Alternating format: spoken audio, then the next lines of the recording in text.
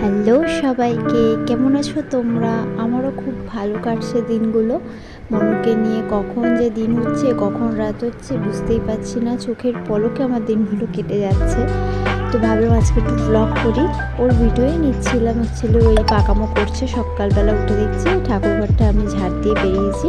ঠাকুরঘরে যেহেতু ঝাঁটা ঢোকায় না, তো এরকম একটা ঝুল ঝাড়ু দিয়ে ঠাকুরঘরের নোংরাগুলো বার করি। তো ও করবে আমার সাথে। তো তারপর ওকে নিচে নিয়ে চলে এলাম। আর আমাদের কতগুলো বাসন ছিল পালিশ করতে দেওয়ার, ওগুলো মা নিয়ে এসেছিলো। ব্যাস এগুলো নিয়ে ও এবার খেলা শুরু করলো। আজকে একটা জায়গায় যাওয়ার আছে, ওর জন্য একটু সকাল সকালে উঠেছি। তো চলো ভিডিওটা দেখতে থাকো, তাহলে দেখতে পারবে কোথায় যাব। আসলে কি বলতো, সেরকমভাবে বেরোনো হয় না।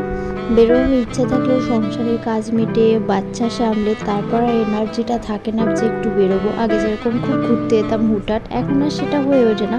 তো অনেকদিন ধরেই ভাবছি যাব আমি আর মা, কিন্তু আমাদের আর যাওয়া হচ্ছে না। তো আজকে ফাইনালি যাবই। আর আমাদের এখানে হনুমান এসছে। ওরা কদিন পরপরই খুব আসছে। আম হয়েছে যেহেতু গাছের, আম খেতে। আর আমার মা আর এখানে আমার মেয়ে মিলে ওদেরকে বিস্কুট খায়। মা এই নতুন চালাকিটা করেছে, বলেছে বেরোতে হবে না, জানলার এখানে আমরা বিস্কুট দেবো, দেখবে ওরা ঠিক আসবে। আর সত্যিই আসছে। আমার মেয়ে তো খুব খুশি, হনুমান দেখে ওদের বিস্কুট খাওয়াচ্ছে। এবার ঢুকতেও পারবে না, মেয়েও সেফটি আর বিস্কুট খাওয়ানো হলো। তো ওখানে ওরা বিস্কুট খাওয়া, সকাল সকাল এদিকে রান্না চাপানো হয়ে গেছে। তারপরে আজকে যেহেতু যাবো ওই জন্য সকাল সকালই রান্নাবান্না হয়ে যাচ্ছে।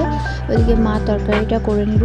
এদিকে আমি একটু পনির করব আর একটু পটলের দোরমা করবো আজকে সাহেবের জন্য। অনেকদিন ধরেই ভাবছি করবো, আর করা হচ্ছে না। তারপরে এই পটলগুলো দেখে ভাবলাম যে না, এবারে তাহলে করবো। তো চলো রান্নাবান্না করে নিই, তারপর কথা হচ্ছে। এদিকে আমার পনির হয়ে গেছে।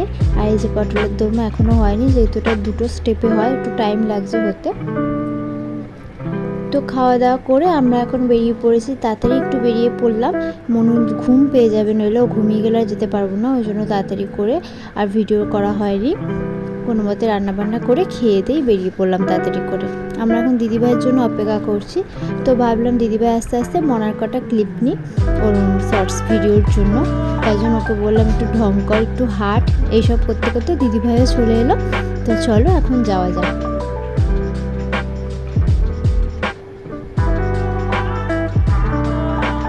আমার মেয়ে এখানে চুপ করেই বসে আছে টোটোতে। ও বুঝতে পেরেছে ঘুরতে যাবো, আর মা ওদিকে বেরোচ্ছে, ওর জন্য আমরা একটু অপেক্ষা করছি।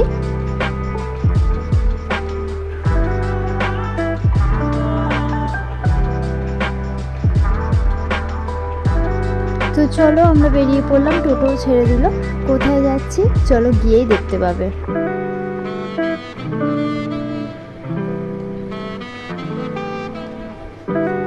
আর এদিকে আমার মেয়ে ঢং করে বসে, মাথার উপর চশমাটা নিয়ে ঢং করে। ওর বাইরে গেলে ওর কোনো কিছুতে ওর বিরক্ত বোধ নেই। অনেক বাচ্চারা আছে বাইরে গেলে একটু বিরক্ত হয়, ওর কিন্তু এটা ঘুমের টাইম। কাঁচা ঘুম থেকে তুলে নিয়েই এক কথায় নিয়ে এসেছি, পুরো ঘুমিয়েই যাচ্ছিলো। তাতে করে রেডি করে নিয়ে জাস্ট চলে এসেছি। তো আমরা পৌঁছে গেছি। এই যে আমরা এসেছি, সামনে আমাদের একটা এরকম গ্রোসারি শপ হয়েছে, শপিং মল টাইপের, শুধু গ্রোসারির জিনিস পাওয়া যায় এখানে। তো অনেকদিন ধরেই ভাবছি ওদেরকে নিয়ে আসবো, আমার মেয়েও একটু ঘোরা হয়ে যাবে। আর গলিও খুব বায়না করছে, আসবো কোনো আসা হচ্ছে না। তো ভাবলাম যে তাহলে এবার যাওয়া যাক।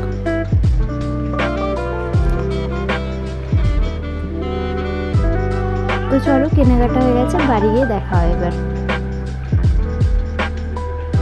তো বাড়ি এসে কন্টিনিউ করা হয়নি ভিডিওটা। ওই যে বলছিলাম মেয়ের খুব ঘুম পেয়েছিল, তো মেয়ে আস্তে আস্তেই ঘুমিয়ে পড়েছে, খ্যান খ্যান করছিলো আসার পর খুব।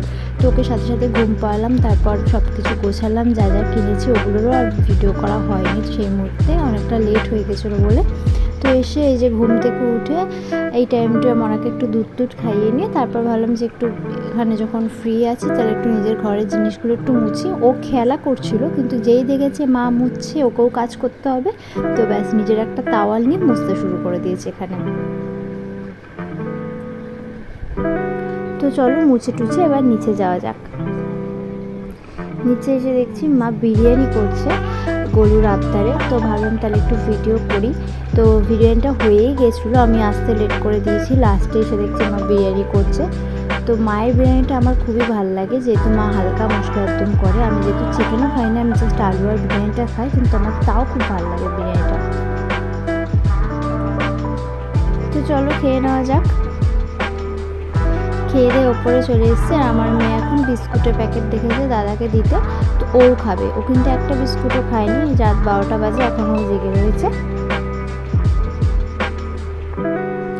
তো চলো, ওকে ঘুম পাড়িনি। আমার ছোট্ট মিনি ব্লগটা আজকে এটুকুই। ভালো লাগলে একটা লাইক করে দিও। টাটা।